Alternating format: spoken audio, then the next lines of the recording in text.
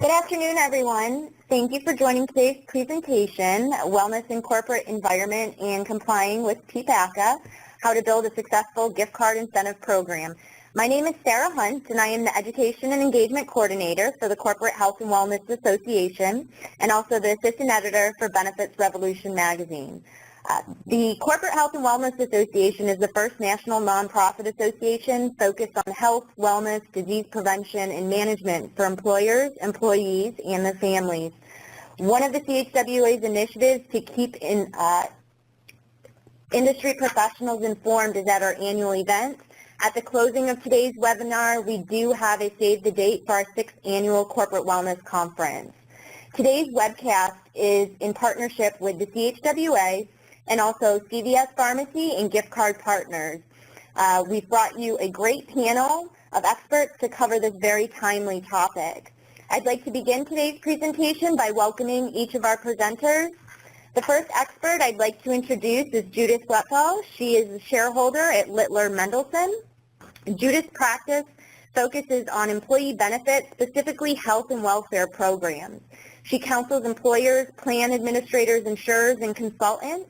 Her clients include sole proprietors to Fortune 100 companies and cover a variety of industries including healthcare, technology, manufacturing, insurance, and financial. Hi, Sarah. Thank you. I would now like to introduce Ralph Lardier. He is the Wellness Manager for Wawa. And Ralph joined Wawa 3.5 years ago and has held roles as a wellness manager for American Standards Companies and Herman Sporting Goods. Wawa Inc. Offers a large fresh food selection including brands like build-to-order hoagies. It also offers an award-winning freshly brewed coffee and a wide variety of ready-to-go salads and fresh fruits. Most Wawa stores are open 24 hours a day, 365 days a year, and employ 22,000 associates throughout portions of New Jersey, Pennsylvania, Delaware, Maryland, Virginia, and Florida. Well, Sarah, thank you very much. That was outstanding. And last but not least, I'd like to introduce and give a special thanks to today's moderator, Mr. Edward Shulkin. He is the president of Gift Card Partners. Edward's senior management experience with major retail chains brings an exceptional combination of the big picture thinking and detailed execution for the development of B2B gift card programs. So without further ado, I would now like to pass today's webcast over to Judith and Ralph. Thank you, Sarah.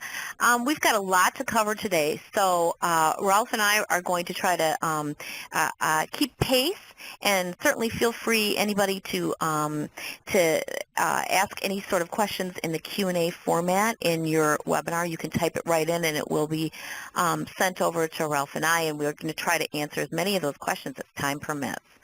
So today's overview, we're going to talk about 5 really different big points with regard to wellness. And the first one is we're just going to cover what is a wellness program and give you a little background on how these creatures came into being. We're going to talk about the final regs, which the DOL issued in June of this year.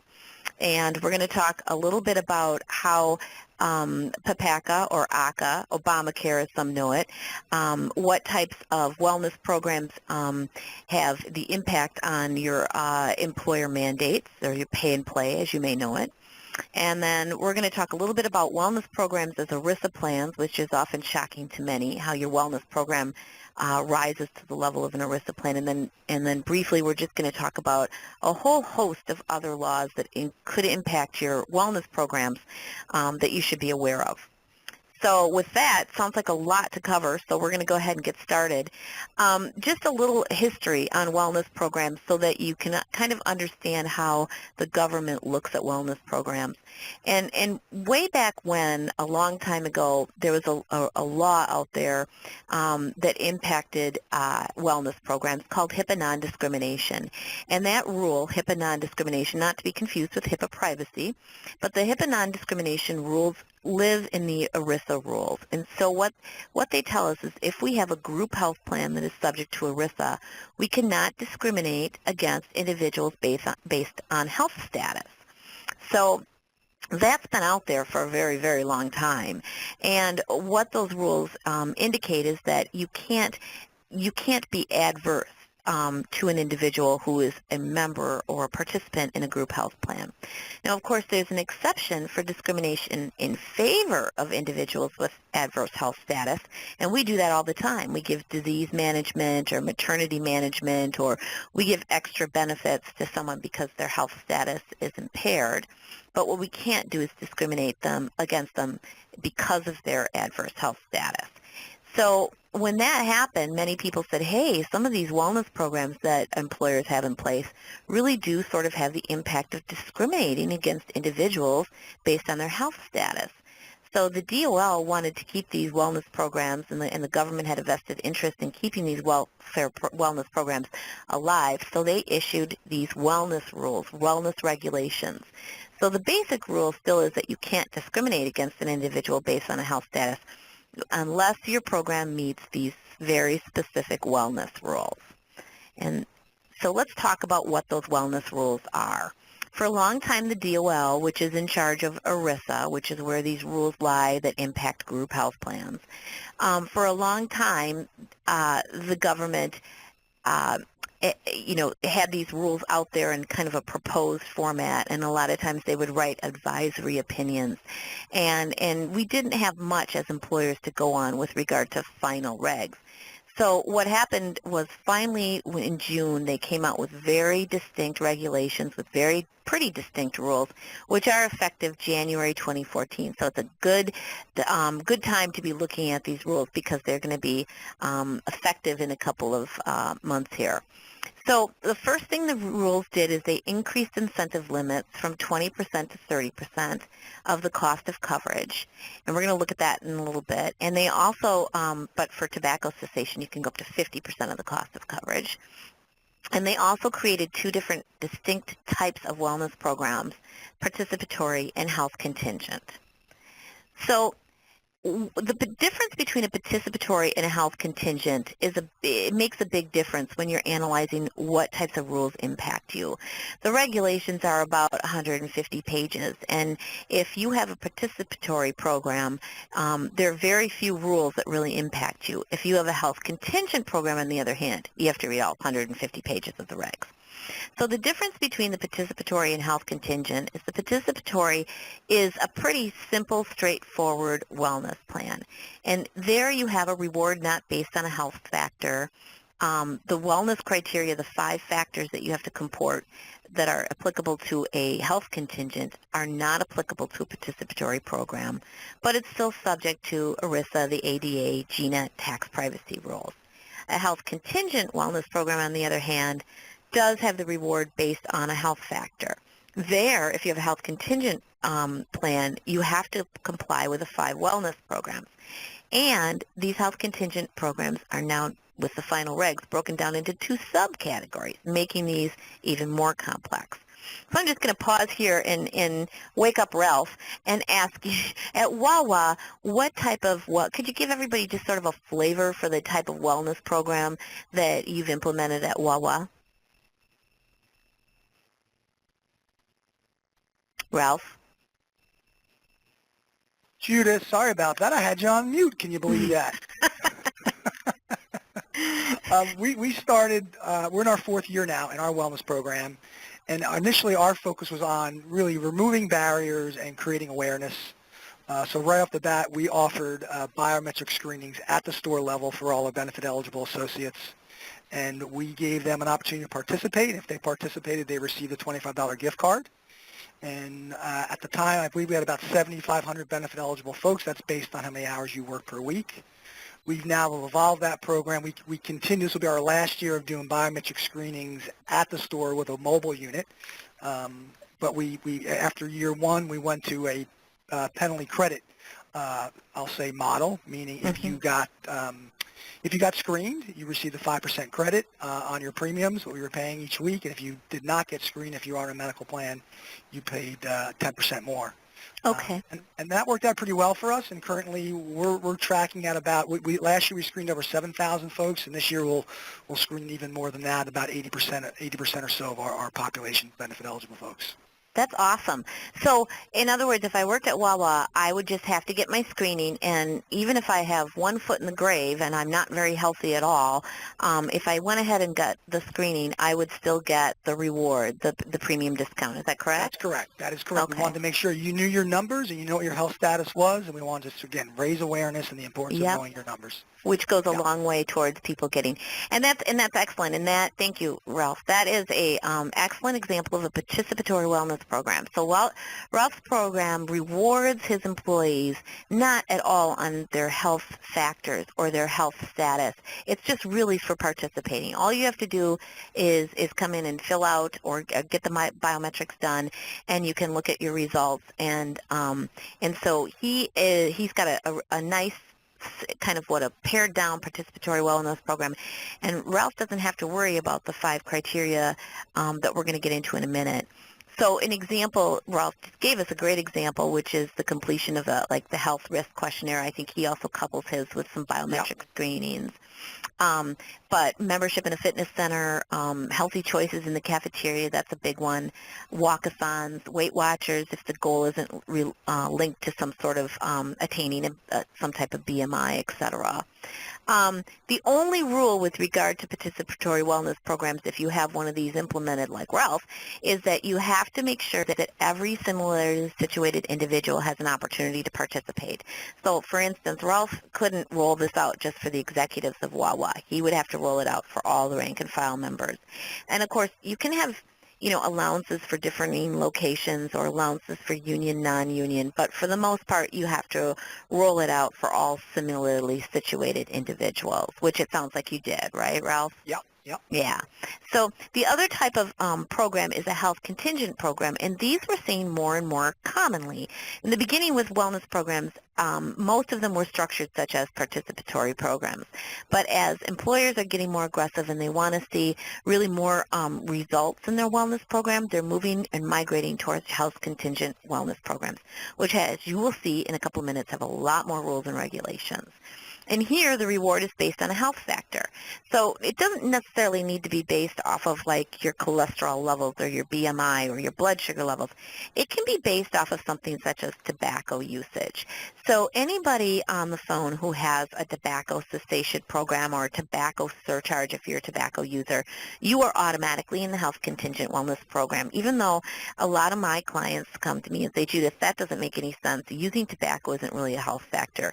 But the DOL, who enforces ERISA and enforces rules with regard to group health plans, does think that tobacco is a health factor. So any sort of tobacco surcharge is going to be automatically in the health contingent wellness programs. And Judy, right now we currently have that going on and started that 3 years ago, as a matter of fact. Okay, so Ralph has both a participatory program and a health contingent program, which makes him ideally suited to sit on this panel.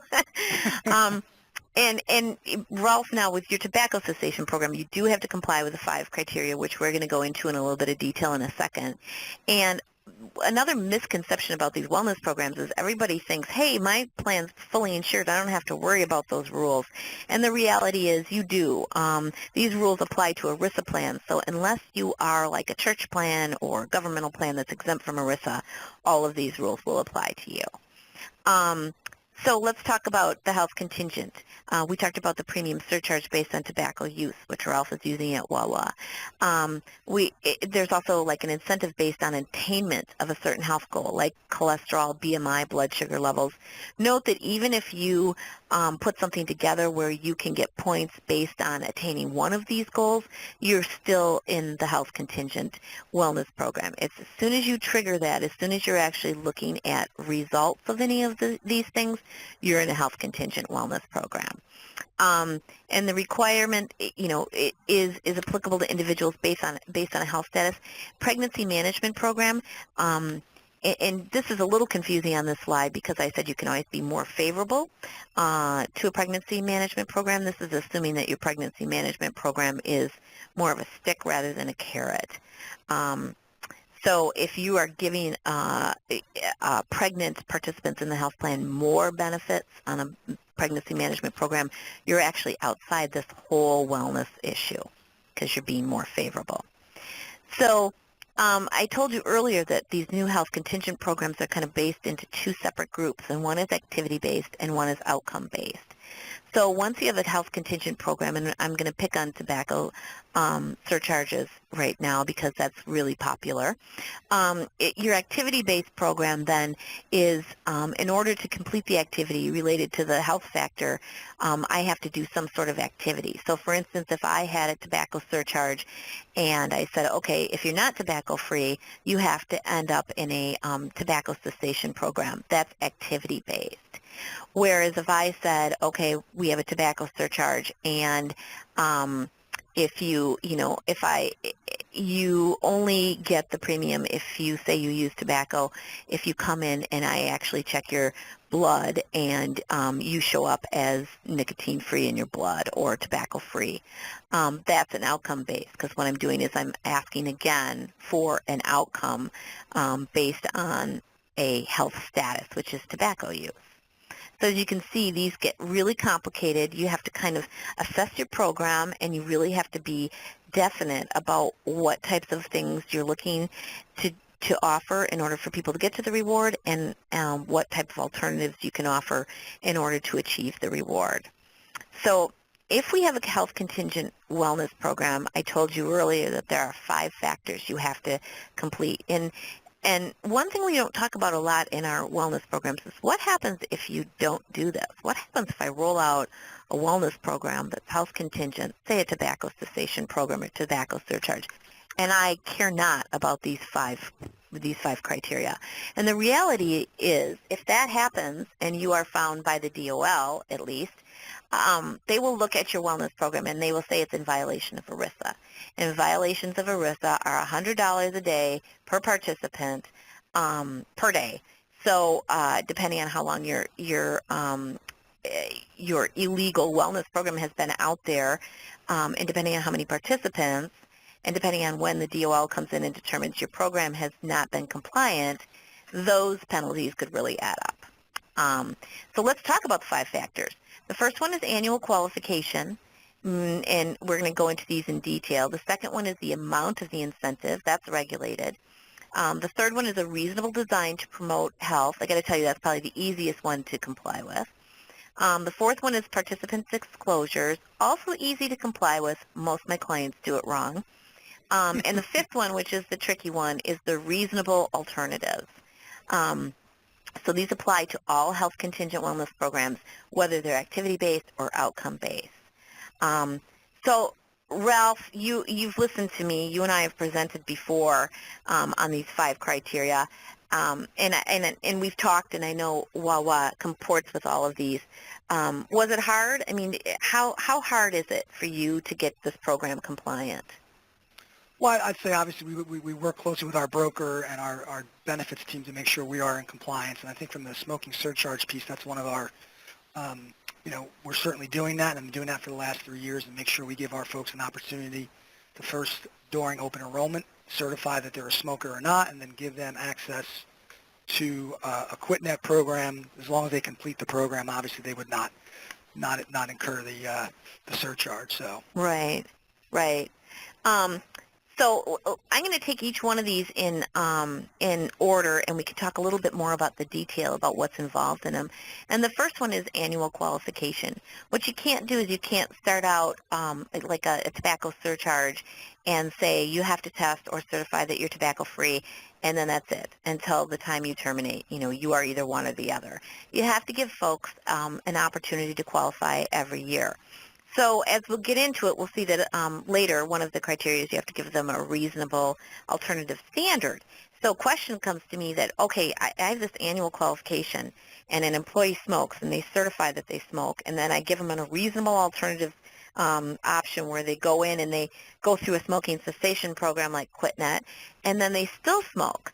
Do they still, then next year when they roll around, do I have to give them an opportunity again to go through the QuitNet? And the reality is yes. Every year you have to give them an opportunity to fulfill this. And they could be a constant smoker but continue to go through these reasonable alternatives and still end up getting qualified for the reward. A practice reminder, include all this information in your open enrollment materials to make sure everybody knows that there is some sort of premium, reduction and how they can get it and what they need to do to get it. And the other thing is make sure you don't prorate the amount for late finishers. So for instance, if my wellness program runs all throughout 2014 and someone uses tobacco and they don't finish up their tobacco cessation program till August, you have to make sure that they get the entire benefit of the premiums as soon as they do finish the alternative, the reasonable alternative. Okay. The second one is a pretty easy, I think it's a pretty easy standard to meet from what I hear from most employers, and I don't think, Ralph, you didn't have really a problem meeting the amount of incentive. No, yeah. not at all. Yeah, because you don't want to give away the farm, so right. most employers keep the amount well within these ranges. It used to be 20%, but in 2014 it goes up to 30%. And they do break it down into two different types of rewards. So tobacco cessation programs, you can go up to 50%. But for all other wellness programs like BMI or cholesterol or whatever else you might have out there, you have to stay at 30%.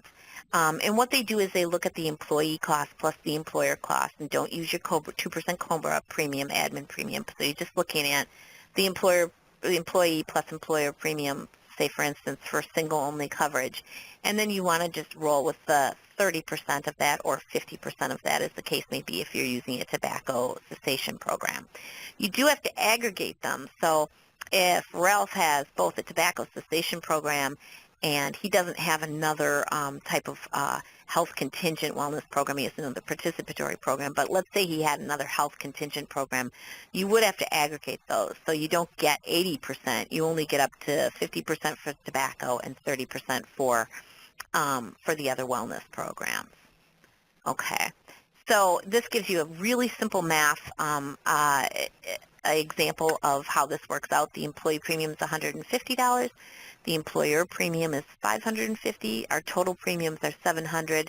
So if we take 30% of $700, we can use a health base of $210. If we're only using a tobacco, we could go up to $350. But of course, we can't actually go up to $560 because that would be adding them together. So that gives you sort of a simple basis. The only thing about the amount of incentive that we should say, the last thing we should say is make sure you aggregate everything, all your rewards together, to make sure that you're using the correct numbers, all of your health contingent rewards together. Criteria number 3 is that you have to have a reasonable design to promote health. Now, this is sort of, I think this is the easiest criteria to meet, although in my line of work as legal counsel, I do hear almost everything.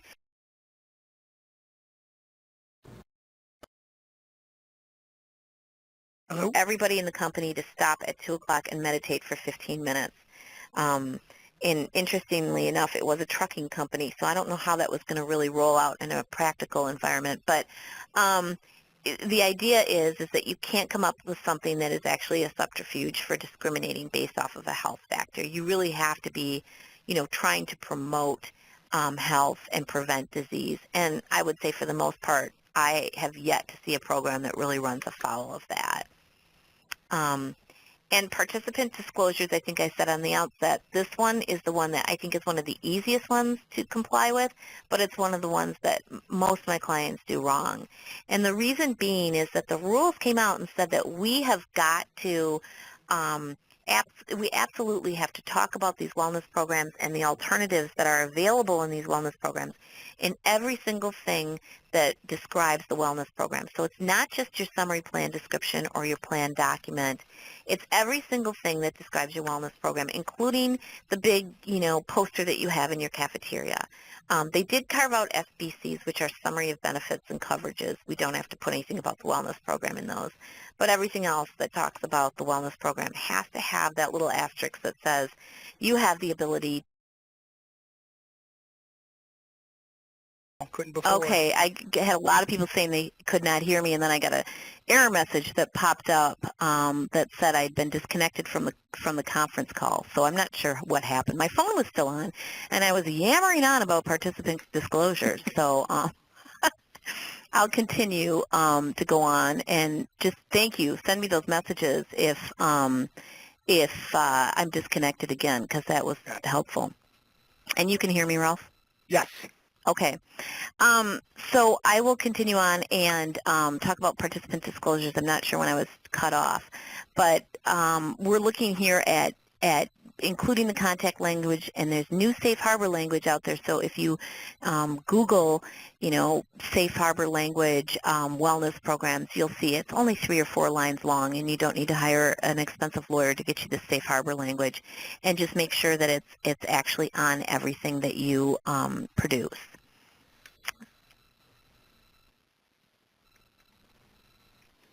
Okay, and here's the last, and I think what is the hardest specific the criteria to meet. And this is called a reasonable alternative standard, and this is really the most complicated of the criteria, so we left it for the last. The incentive has to be available to all similarly situated people, and it also has to be available. All your reasonable alternatives have to be provided to everybody. So you can't say, we're going to give a reasonable alternative to the executives, but everybody else has to be tobacco-free. Okay? So this kind of gives you a visual of how these wellness programs break out. And the reason we do this is so that you know which rules actually apply. If you called someone and said, what do we do about X, Y, and Z, the first thing we would say is, okay, what type of program is it? And you might be able to say, well, it's an activity-only health contingent wellness program. And that gives you the set of rules that that you have to meet.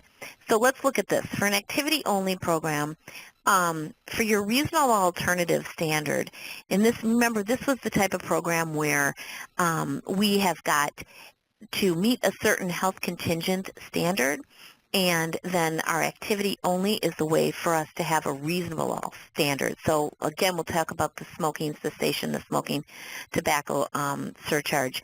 If we were to implement one of those, we would have that type of standard, and then we would have a smoking cessation, which would be a reasonable alternative. And our smoking cessation is activity only because we don't have to actually quit. We just have to go through the program. So if that's the case, we don't really have to provide a reasonable alternative standard unless it's medically inadvisable for the individual to attempt to satisfy the wellness standard, or it's unreasonably difficult due to a medical condition to obtain the standard. Because quite frankly, the DOL thinks it's activity-based only. We're not really, doing the serious discrimination against their health status. So for a reasonable alternative, we only have to give it if someone really can't can't meet it due to a medical condition. So let's apply this in a real-world scenario. I've got tobacco cessation program out there, and all you have to do is go through a smoking cessation. You don't even have to stop smoking.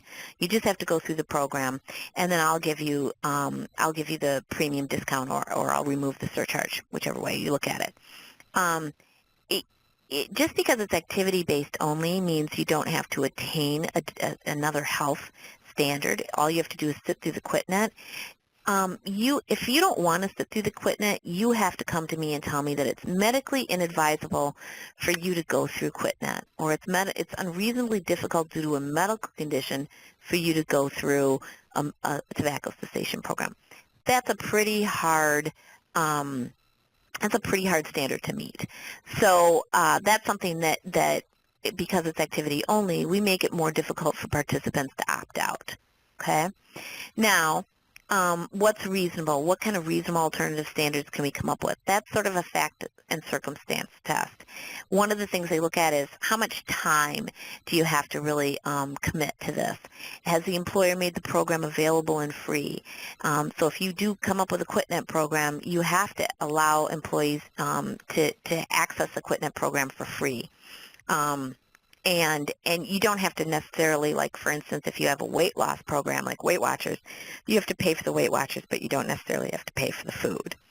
And if a doctor indicates that your reasonable standard isn't reasonable, you have to open that up to accommodate the doctor's suggestions, which could make your wellness program a little bit tricky to administer, but this is what the DOL wants us to do in order to make sure that we're not discriminating against people with health conditions.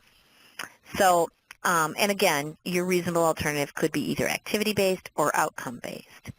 So, tobacco usage incentives considered calculation for minimum value and affordability. We're going to switch gears here a little bit and talk about Obamacare and the employer mandate, which we've all forgotten since it was pushed off to 2015.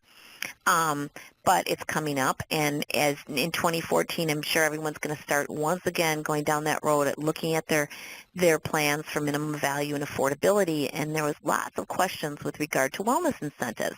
How do we calculate a premium for minimum value or affordability when we don't know how the wellness incentives play off of that? And we got some guidance right before the postponement of the employer mandate, and interestingly enough, again, they treat tobacco differently than they treat other wellness incentives. So once again, they sort of bifurcate those two things out. So basically, for all other wellness incentives, you don't consider the wellness incentive for the purposes of minimum value and affordability. So that means that if you have a premium reduction for a wellness incentive, that you have to look at the regular premiums, which kind of goes against what you would want, because it's going to make your premiums higher and it's going to make less chance of those premiums looking to be affordable, or your plan being of minimum value. The converse is true for tobacco usage. You do get the benefit of tobacco incentives. And everybody asks me, why would they treat these different? They're both wellness programs. Why would the government have incentives to promulgate these regulations and treat them differently? And the answer is, in the research, as the answer is always in the research, it's become very clear in the research that tobacco usage, although lots of employers, including Ralph, have tobacco surcharges in their plan, they become very popular. The effects of tobacco are cumulative, and so the research shows that really it's Medicare that ends up paying the majority of smoking illness effects, interestingly enough, because smoking is cumulative. People typically don't have tobacco-related diseases until they hit their mid-60s or late 60s or later.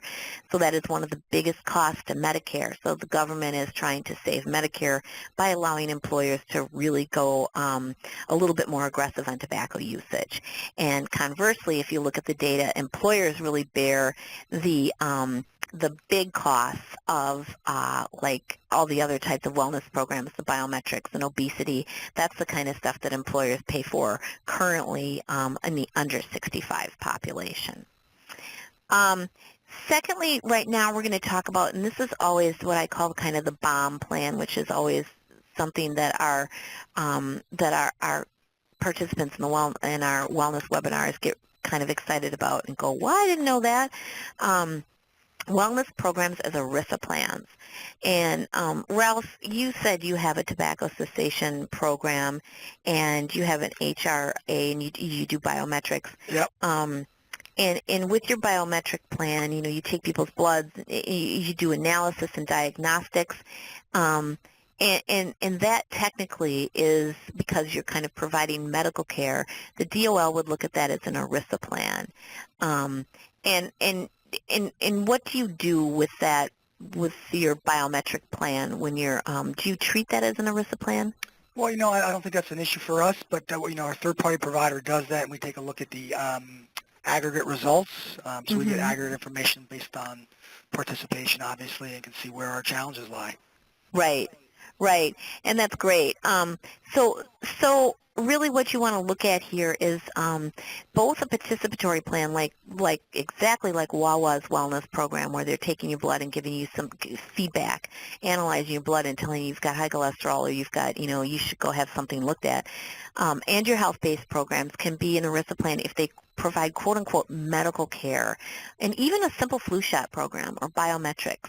Anything that you're providing types of medical care or diagnostics or prevention can rise to the level of an ERISA plan.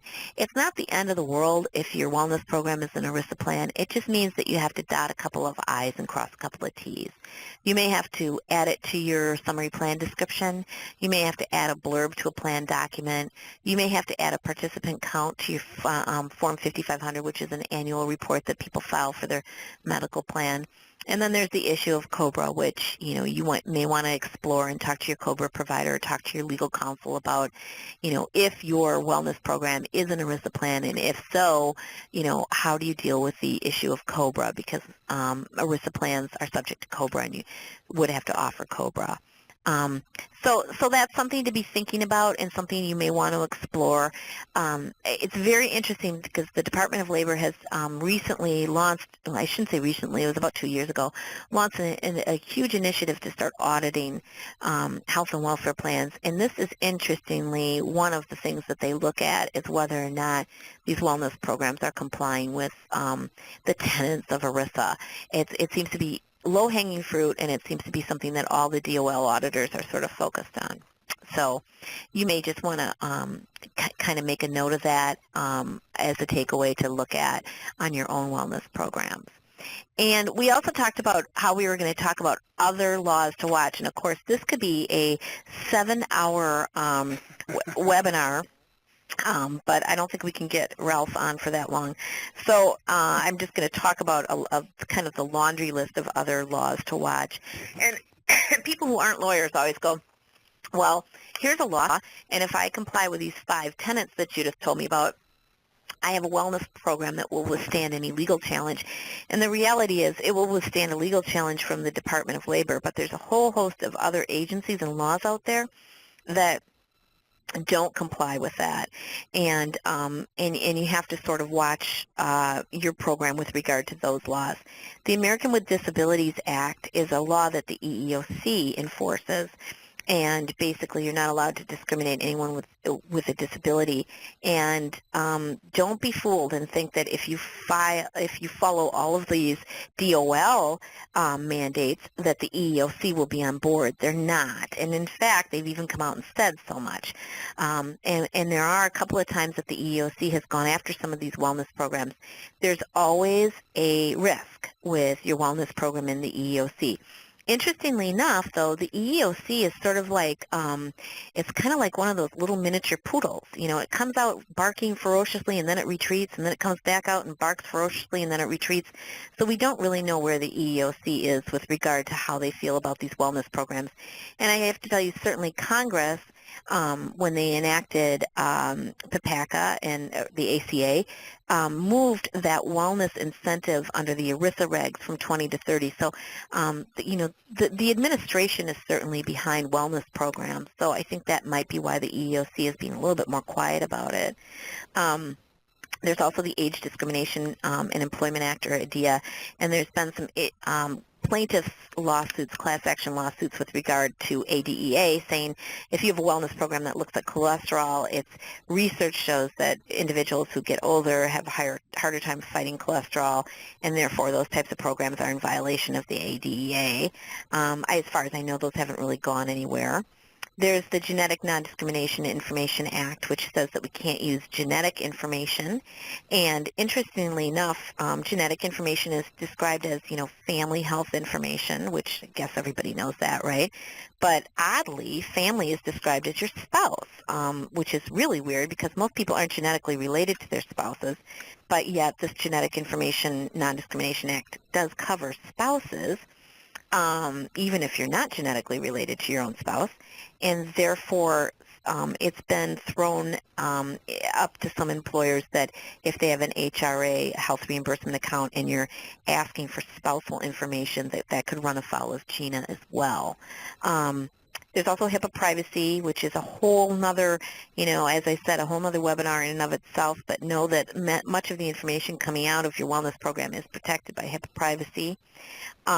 There's taxation laws and gift card programs, which, we're going to talk today about. Ed will say a few words about that, but depending on what type of gift cards you're offering in some of your wellness programs, they could be taxable unless they fall under a certain portion of the code that says they're not taxable. So you want to look at your gift card program and make sure that you're following the Internal Revenue Code with regard to the taxation of any incentive program for that matter. Our discussion today has been primarily over premiums, and those are always going to be non-taxable, but anything outside of premiums, you're going to want to look at the taxation of that. And then state laws, and there's some California pending legislation with regard to wellness programs. It hasn't passed yet, but it's out there, and of course there's a whole state, I think a whole cadre of state laws protecting smokers' rights, etc. So you go a long way if you follow the 5 criteria that we have here today with protecting your wellness program. But I think this slide just sort of drives home that you really can't protect it completely, and that there's always sort of an opportunity for these programs to be challenged. So that leads us to the question part of our, and I think we are right on time. So nice work, Judith. You are fantastic. I'm glad, except when I dropped off the call. That wasn't fantastic. That wasn't your fault. No. Always got to, be aware of the failing technology. But thank you, Judith and Ralph. Great presentation. Hope everybody found it very insightful. I'd now like to pass it over to Edward, who is going to be leading our Q&A portion of today's webinar. Edward?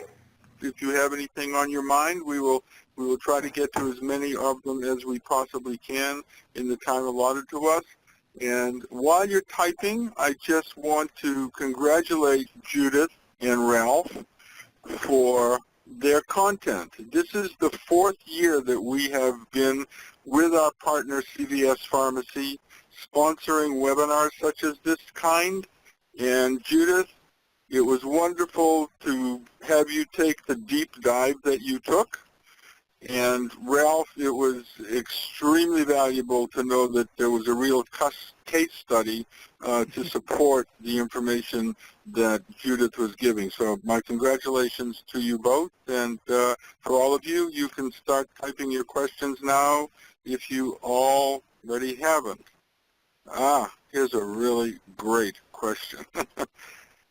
Either one of you can take this. I think Judith, perhaps, because I think you alluded to this in your presentation, are small businesses under 100 employees required to follow those guidelines?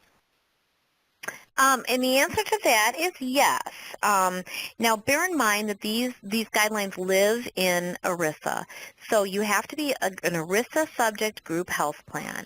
And if you are an ERISA subject group health plan, whether you're fully insured or whether you're self-funded, these guidelines will impact you, and you will be subject to them. Now, there are some plans that aren't ERISA plans, like I think there's certain church plans, tribal plans, there's a list of them, governmental plans that aren't subject to ERISA. But if you are an ERISA plan and then yes, there's no threshold. You can have a 2-person wellness program, and you would be subjected to these rules. Great, thank you. Ralph, here's one for you. What was the biggest challenge you faced when implementing your wellness program at Wawa? Well, I would say our biggest challenge, we have over 600 locations, 22,000 associates, and to be able to connect and engage and sustain engagement, I think that's our biggest challenge. And fortunately for us, we are a value-based organization and certainly had leadership support, but it's really just the ongoing communication in various types, and then more importantly, getting the key messages, across as it relates to, for example, know your numbers and the importance of biometric screening. We have a branded program. So for us, because of our hundreds of locations and literally spread out across 6 states, it was very challenging for us to engage and connect and sustain that engagement. Great, thank you, thank you. Judith, are you ready for another one? Sure. Okay. This question is, and this is, I'm dying to hear the answer myself. If I stick to gift cards for incentives, can I avoid being an ERISA plan? That's an excellent question. We actually are getting a lot of questions with regard to gift cards, so let me answer that. No, the answer is no, you can't avoid being in an ERISA plan, because what determines whether you're in an ERISA plan, when I go back to that slide, really looks as to whether or not you are providing medical care diagnostics. So if I'm taking biometrics, I'm asking all of my employees to come in and give their blood, and I'm going to look at you for cholesterol levels or for blood sugar levels or what have you. I'm taking diagnostics and I'm providing medical care, so to speak. So whether my incentive is a premium reduction or a gift card, I'm in a ERISA plan based off of my actions of creating the plan. So so that's not going to be determinative of whether the reward isn't determinative of whether I'm in a ERISA plan. What I'm doing, my wellness program design, is determinative of whether I'm in a ERISA plan. But the gift card part, you know, that when you come into play with a gift card, that is sort of an incentive. I see it used a lot in the participatory programs where you just need to participate, and then you're going to be able to get this gift card rather than, you know, rather than cash. You never want to hand someone cash. And those I see quite a bit in the participatory arena. Right. Okay.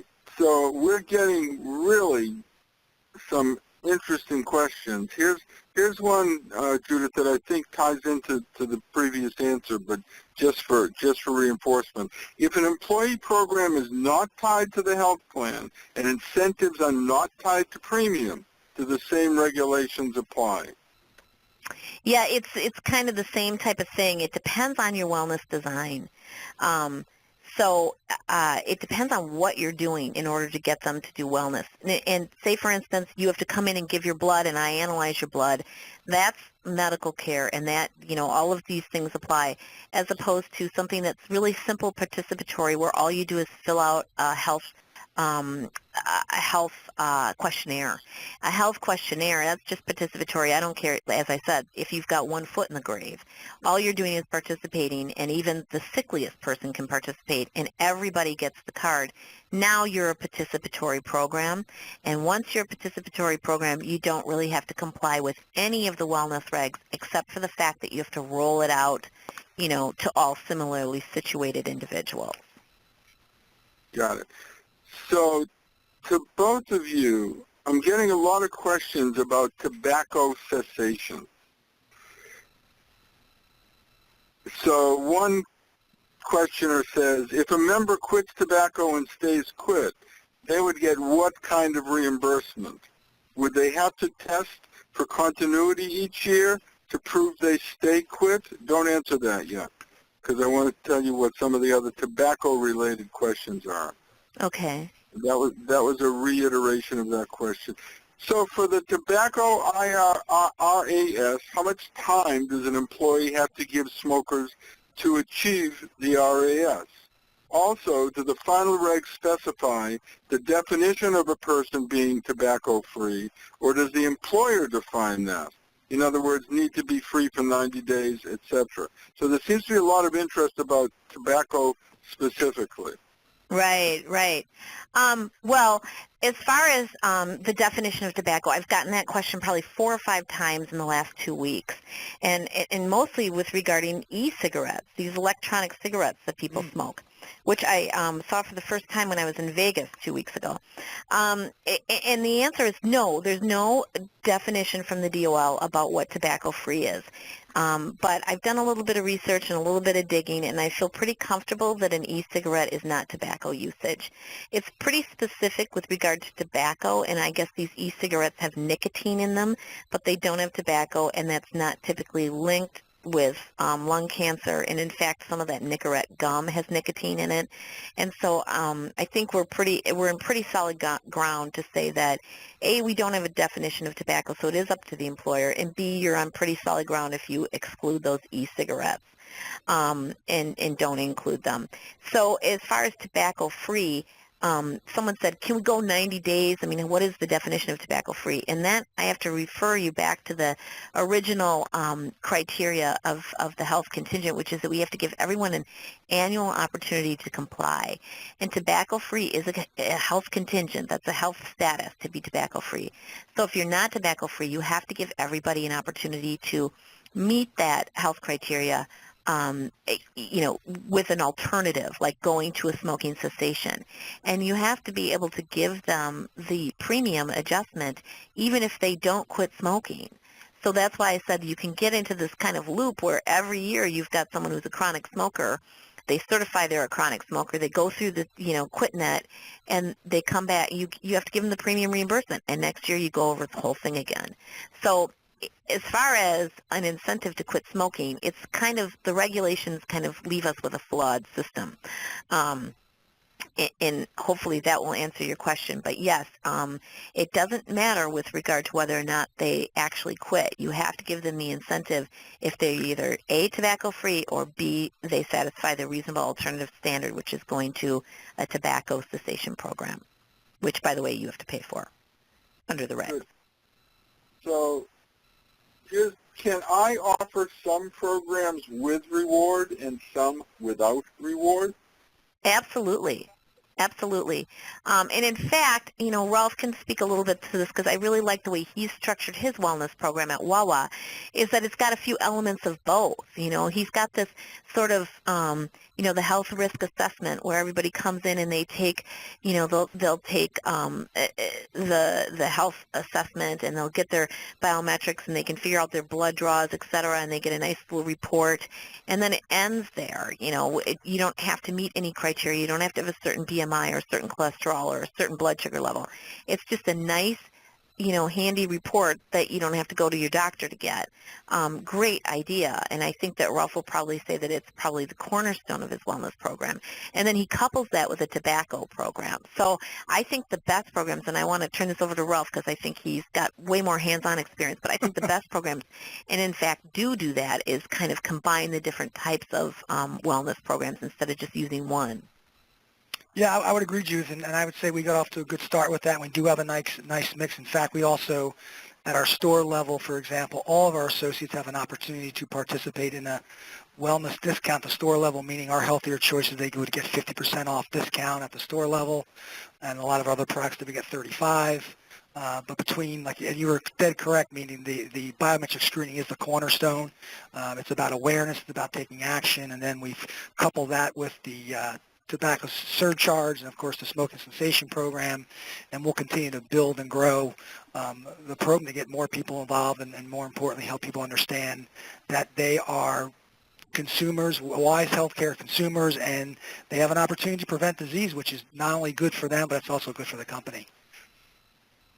And Ralph, do you have any anecdotes? Like I've heard some of my clients call me and say, we did, some screenings, and we referred 4 or 5 of our employees out of 1,000 to, go get additional skin screenings, and they were found to have some sort of, early stages of skin cancer, et cetera.